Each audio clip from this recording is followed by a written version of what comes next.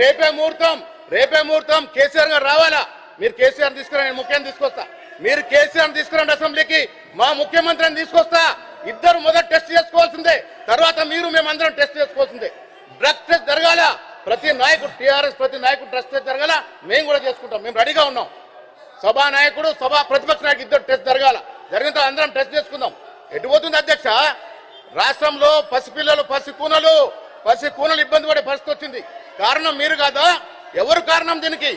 యథేచ్ఛగా 10 ఏళ్ళు యథేచ్ఛగా డ్రగ్స్ మాయం చేశారు రాష్ట్రాన్ని. డబ్బుల కోసం కకృతి పడ్డారు అధ్యక్ష.